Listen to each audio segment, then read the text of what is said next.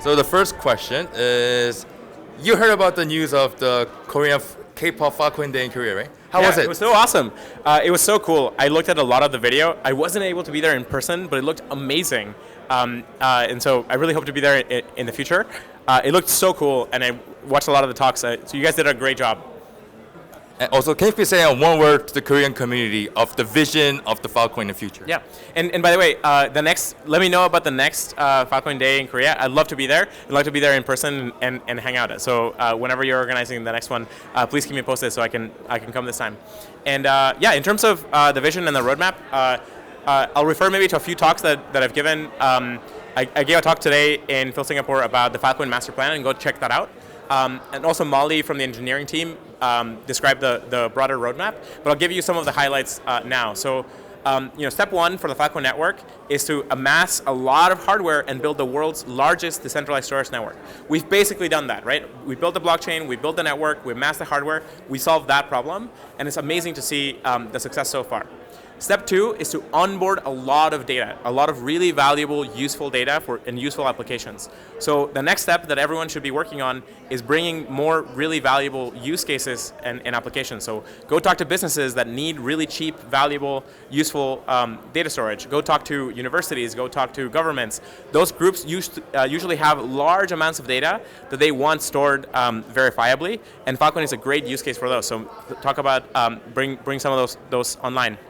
Part of this period is to improve the usability in terms of the developer tools. So there's a lot of projects that are building developer tools for different verticals. We call these Filecoin on-ramps. So like Web3.storage, NFT.storage, and many other tools are helping build on-ramps to bring a lot of useful data this way.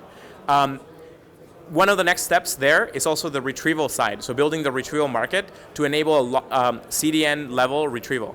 So we want a CDN style content delivery network, sub-second page loads on all of the content on Filecoin. Like that's what we're going for. And there are many teams working on this right now. They're part of the retrieval markets working group. They've been demoing a lot of the work, and they'll be. There's some teams ready to launch their alphas in Q4 this year, so that'll be pretty exciting. And we hope that in Q1 and Q2 next year, we can scale that up to tens of thousands of users, hundreds of thousands of users, and get now proper CDN delivery everywhere. So if we can do that, we'll have like really fast, we'll have really cheap data storage, really fast delivery, and we can serve a lot of really valuable data to people.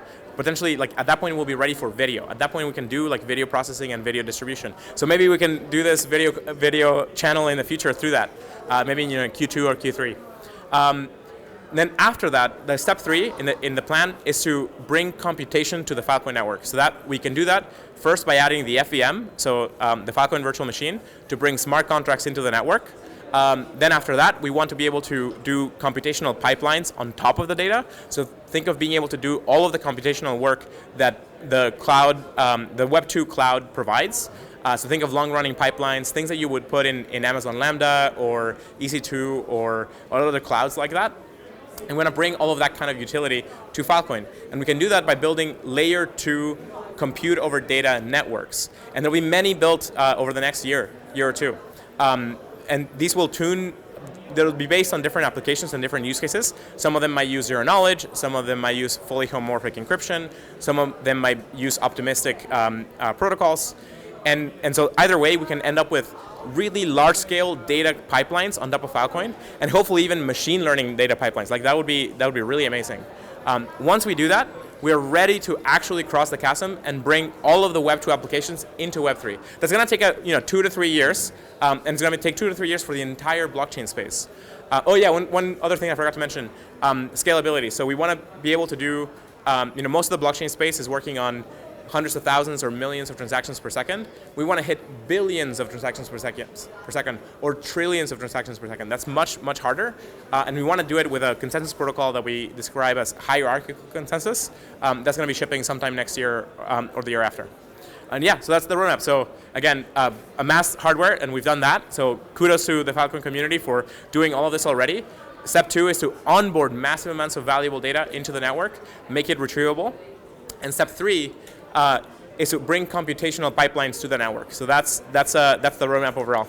And there's a lot of teams building really amazing applications now. So there's hundreds of startups building on the tech. So yeah, so check those out. And there's a lot of hackathons that enable developers to get started with the tech. I'd love to go to a hackathon in Korea at some point and hang out with all the developers there. So that would be really great. Yeah, anything else? Thank you. And thank you so much. Great to see you. Take care. Okay. 사랑해요 TVCC. So the first question is, can you please introduce yourself briefly and greet the viewers? Hi, my name's Molly. I lead the PL Entres team, which works on a lot of the core capabilities inside of the Filecoin, IPFS, libp2p networks. There's a lot of research improvements that we work on. We do a lot of like core maintenance and stewardship of implementations like Lotus and Kubo and Go, JS, and Rust libp2p. And we're also maintaining chunks of infrastructure in the network, like the IPFS.io gateway and other things like that. The next question is, how did you get into the IPFS and Filecoin system at first? Yeah, so I learned about IPFS actually very recently once it started, and I started participating in the IPFS community as just a 5% open source contributor, and so knew a number of people from school and from kind of my friends' network who were working at Protocol Labs and were open source contributors in IPFS, and so I started participating just where I could, trying to learn more about the technology. And at the time I was working in education technology, so I was building Google Classroom, and one of my big frustrations was that the stack at Google was all very centrally organized. So as a teacher or student, you wanted to access content that was there in the local school network, but that you didn't have on your device. You had to go request that data from a distant Google data center in order to turn in an assignment or watch a YouTube video that the student next to you was watching. And I was like, wow, this is so inflexible. The internet and the way that we're accessing content isn't adaptive to the way that we want to collaborate with each other locally in local communities. And that was one of the areas that really pushed me deeper into the IPFS ecosystem. And so after spending time at Google, I was like, I'm really interested in jumping into a more ambitious project, someplace where I can really make a difference and where I feel like my capabilities are going to be, the delta between whether or not something succeeds and I can have impact. And so that's what caused me to go from being a 5% open source contributor to applying and joining full time. And so I joined as the first product manager on the Go IPFS team, which is now called Kubo. 6 months later, I was running the IPFS project, which was a super fast, exciting ramp up. And then about a year and a half after that, started also managing the Filecoin network mainnet launch. And so since then, I've been running IPFS, Filecoin, libp2p, IPLD, DRAND, kind of engineering, research, and product development at Protocol Labs. It's been really cool. The next question is, of all the projects in the Filecoin system, can you what's your main focus right now?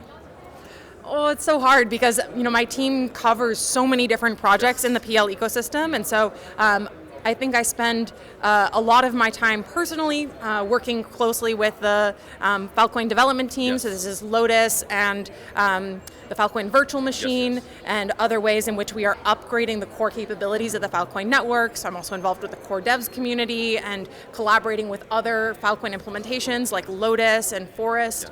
But I also, I started out on IPFS, and that is very, very close to my heart. And so I also spend a chunk of time working with teams that are collaborating on the, these are two overlapping networks. And so there's a lot of work being done to make sure that data that's stored by Filecoin storage providers is accessible on IPFS gateways and is retrievable by IPFS nodes running inside Brave browsers. And so making sure that this whole ecosystem interoperates smoothly and that data can onboard and be useful and power useful kind of ecosystem applications. There's a couple of different groups that I work with closely. There's of course the core IPFS maintainers community, and that a lot of their work is visible at the IPFS thing that happened in Iceland a couple months ago, but also with the Bedrock team and other product teams around data onboarding to make sure that there's really smooth, useful data being stored in the network that's empowering lots of end users to benefit from the technology we're building. Thank you.